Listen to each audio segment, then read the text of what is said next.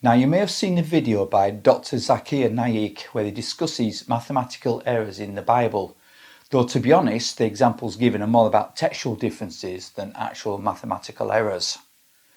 Let us take a look at the issues around the apparent differences between 2 Kings 8 and 2 Chronicles 22.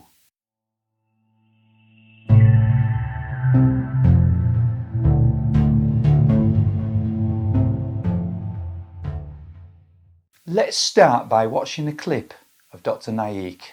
It's mentioned in the 2 Kings chapter number 8, verse number 26. It says that Ahaziah, he was 22 years old when he began to reign. 2 Chronicles chapter number 22, verse number 2 says that he was 42 years old when he began to reign. Was he 22 years old or was he 42 years old? Mathematical contradiction. Furthermore, in 2 Chronicles chapter number 21, verse number 20, it says that Joram, the father of Ahaziah, he reigned at the age of 32 and he reigned for 8 years and he died at the age of 40. Immediately Ahaziah became the next ruler at the age of 42. Father died at the age of 40. Immediately son takes over, who's at the age of 42. How can a son be 2 years older than the father? The question is around the age of King Ahaziah when he began to reign. 2 Kings 8 verse 26 states that he was 22, while in some English translations 2 Chronicles 22 verse 2 states that he was 42. Which is correct? Well, let me answer that. He was 22 years of age. Now, I could simply say at this point, thank you for listening and goodbye for now, but I know you want more information than that. So, where does this confusion come from? Well, if you read one of the modern translations of the Bible, you will find that both accounts have Ahaziah's age as being 22. For example, the New International Version. And the English Standard Version. Now, if we look at the King James Version or the American Standard Version, we see that it says 42 for this age. Why is this? Well, it's actually down to the variation in the manuscripts that we use. Yes, we do have variation in the old manuscripts, as do all the hand-copied manuscripts, and that includes the Quran. The real issue is, do we have enough information to get back to the original? The number 42 occurs in the Hebrew version, what is commonly known as the Masoretic text. Normally we tend to go with the Masoretic text because over time it's proved to be very reliable and generally better than, say, one of the other big sources, such as the Greek version, which is generally known as the Septuagint.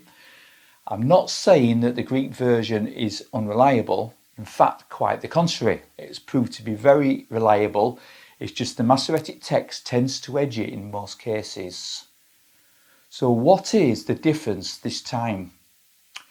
Well, firstly, there are actually some manuscripts in Hebrew that say 22. Also, most Greek translations say 20, though at least one very old copy, the Septuagint, does say 22. We also have Syriac versions of the Bible, and these say 22. The Syriac version was probably written in around about the 1st century, because that is when the language was being extensively used by the church as it grew quickly in that region. We also have an Arabic version, and that has 22 as well.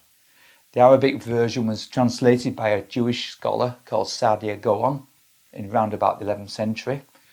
Though relatively late, this does tell us that he had access to the Hebrew version that gave 22 as an age. Apart from these other reasons for choosing 22, we have the fact that all manuscripts of 2 Kings say 22, and this is a very strong hint, as also the fact that it is humanly impossible to be 2 years older than your father, as Dr Naik kindly pointed out. So with all these reasons, you can see why modern translations into English go with 22 years for the account in Chronicles. They are not being dishonest. No, it is good textual criticism. In fact, it would be foolhardy to go with 42 when all the evidence is for the age of 22.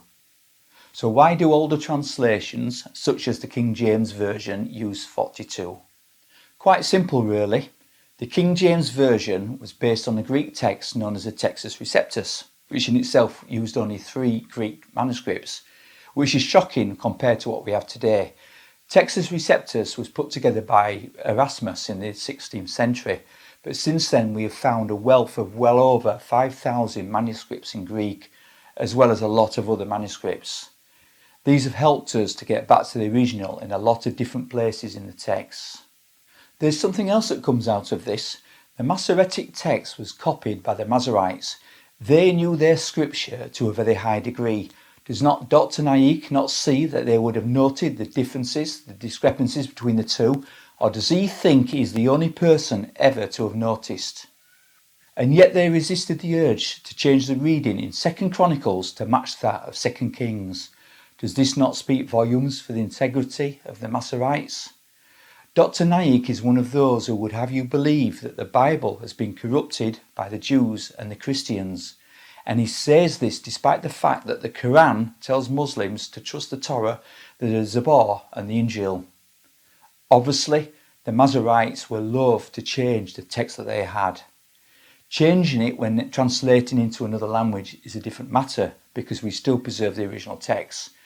We can see the inconsistency in Naik's challenge because the evidence is that the original has not been deliberately altered by the Masorete Jews.